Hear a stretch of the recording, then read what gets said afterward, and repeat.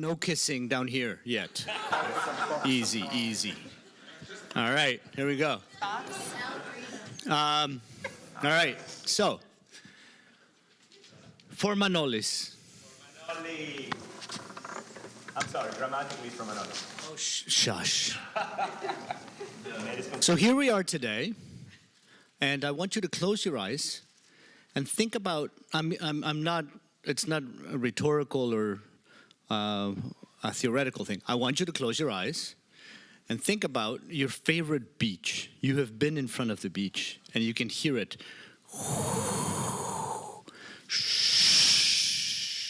And that sound is ingrained in you.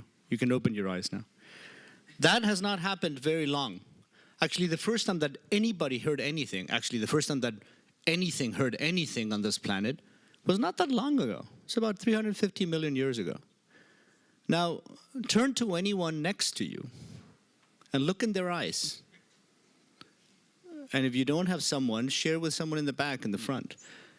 That deep sense of connection that you can have when you look at someone in their eyes has also not happened for long ago. Actually, nothing had ever seen anything on this planet except about 500 million years ago, which is not a lot. Now think back to that perfect, delicious dish that your mother or your father or your aunt or your grandmother made. And that smell comes back to mind, and it's exactly what you know it is. Or it's that perfect piece of cheese or glass of wine, or the smell of someone that you like to have close to you. That also has not happened for a long time ago. It's really recent. So what about before? What about back here? So what I want to do is I want to take you on a very quick journey into the first sensations that we've ever had. So Manolis, I'm going to take you back in time, a couple of billion years, and the rest of you are coming along. So we're going to the Yucatan Peninsula. We're going to go about a couple of hours south of Cancun into the Mayan jungle. And the Mayan jungle looks like this, and it's this deep, mysterious, rich, wonderful place. And in the jungle, you will find something like this. These are cenotes. These are holes of water in the jungle. And this is probably the most famous of all, called the pit. And I'm going to take you there as a way to symbolize a travel through time, a couple of billion years. And in order to take you there, I'm going to have to get you ready, just the way that some of us get ready every time we go there. So I'm going to ask you to take a deep, deep, deep breath. And when you let it out, slowly through your mouth. Now we're going to do that one more time. But when you exhale, I want you to hold your breath for probably 5 seconds. And then give yourself a tight hug. So it goes like this.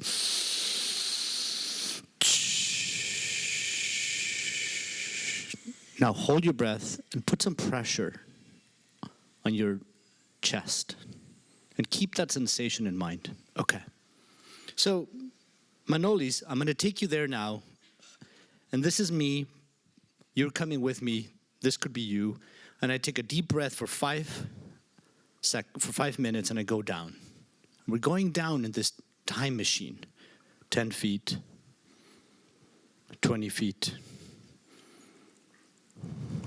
And something happens when you reach 30 feet. Because of course now our lungs compress to half their size. So we need to swim anymore. So imagine we're going down 1 billion years.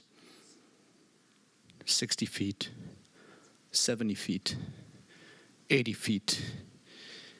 And about 20 seconds later, we'll reach 100 feet. Let's think that that's 2 billion years back. And it looks like this. And if we close our eyes, you don't see anything. You don't smell anything. You don't hear anything. You are literally a bunch of cells floating in water. And that is the oldest type, form of existence of life on this planet. It's a bunch of cells floating in a liquid.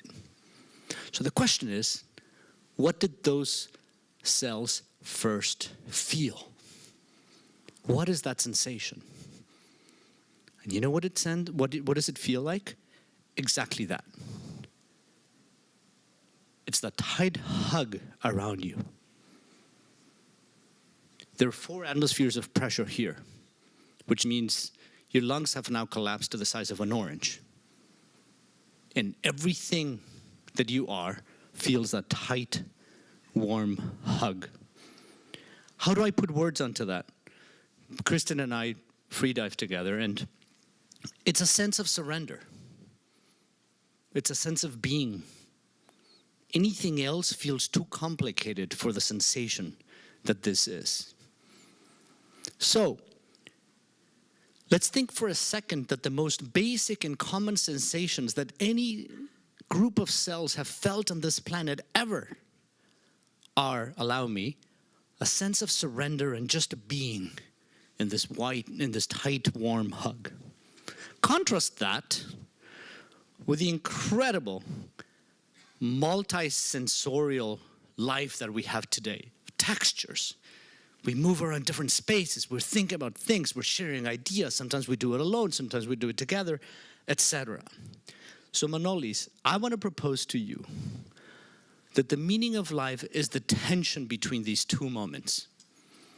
It's this tension between what we live today and where we come from. There is incredible richness on this extreme.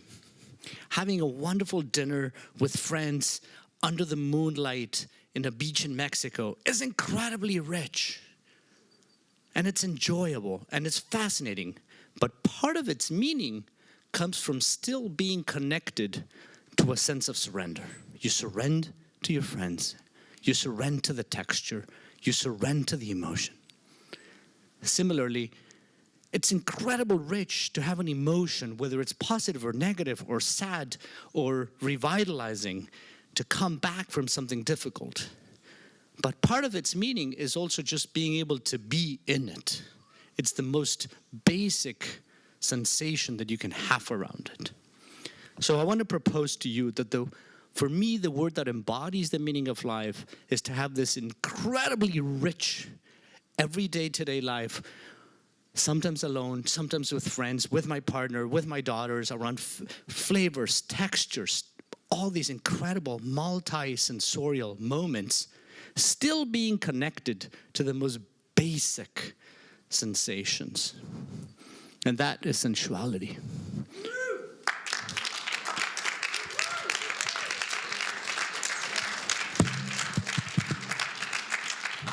All right, so the lovely Muriel is the reason why we had any forks or knives or cups after a while. So first, give her a hand for being the most generous guest here.